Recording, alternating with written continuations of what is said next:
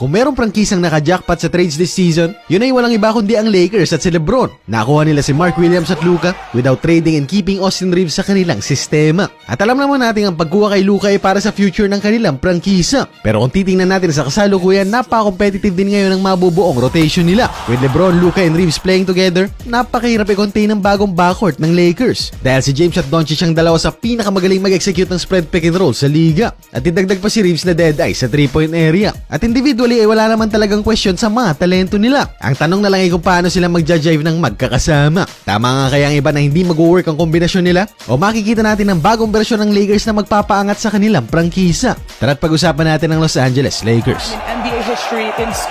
Ang pinaka-concern talaga ng marami sa pagkakatrade kay Luka ay ang magiging dynamics ng dalawang ball-dominant na player sa opensa. Dahil kilala natin si Doncic at LeBron na magdemon sa kanilang prangkisa. Pero ngayon kailangan magpaubaya ng isa sa kanila at maglaro off the ball sa kanilang sistema. Dahil kahit anong gawing pagdedemand nilang dalawa, hindi pa rin mababago ang katotohanan ng iisa lang ang bola. Pero para sa akin, madali lang naman ang solusyon sa kanilang problema. At nakakalimutan ata nating potent din si LeBron kahit na hindi siya ang nagmamando ng opensa. Kaya niyang maging screener at rollman sa mga pick and roll nila at dahil na-develop na niya ang outside shooting niya, kaya rin niyang mag-abang lang sa wing para sa isang catch and shoot na attempt sa 3-point area. At sa dalawang huling seasons nga 307 catch and shoot attempts ang kanya ay kinamada, converting 44.3% ng kanyang mga tira. Napaka-efficient yan para sa isang small forward na madalas tawagin ng ibang buhaya. Kaya kung maisipan ng Lakers na si Luka ang gawing primary ball handler nila, kay LeBron ay wala naman niyang problema. Dahil for the last 2 seasons pinatunayan niyang effective siya kahit siya recipient lang ng mga pasa. Pero yan ay pwede rin nating sabihin para kay Luka. Dahil sa mga nakaraang taon sa Dallas, nasanay na siya maglaro off the ball with Kyrie sa opensa. Kaya ang Lakers na talaga ang bahala sinong gagawin nilang tagamando ng kanilang opensa. Dahil sinabi ko nga kanina pareho silang dalawa na kaya maglaro on and off the ball sa kanilang sistema. Pwedeng si LeBron na mag-set ng opensa habang si Luka nag-aabang sa mga pwesto niya or vice versa. Si Luka naman na mag-create habang si Bron ang tatanggap ng kanyang mga pasa. At mahihambing ko ang bagong tambalang ito sa dating dynamics ni Kyrie at Luka sa Dallas. Ang isa sa kanila mag-uumpisa ng play sa wing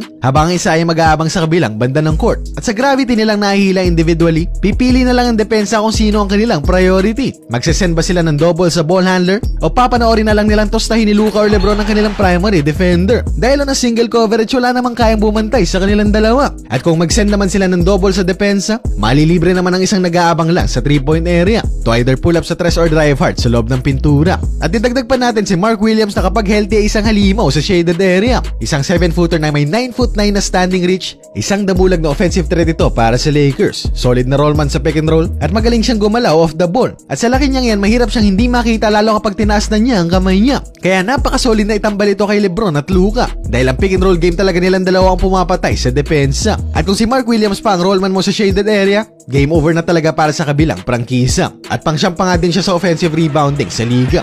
Pero, lahat ng magandang nabanggit ay sa aspeto ng opensa. Dahil kung meron talagang dapat problemahin ng Lakers sa iyo ng kanilang depensa. Nawala sa kanila ang kanilang angklang si Davis at napalitan ni Luka na liability ang primary defense niya. At ni Mark Williams na mabagal laterally at hirap makasabay sa mga mas maliliksing atleta. Kaya para sa akin ang sabihin chemistry ang kanilang pinakamalaking dilema ay hindi tama. Dahil ang kailangan talagang pagtuunan ng pansin ng LA ay palakasin ng kanilang depensa.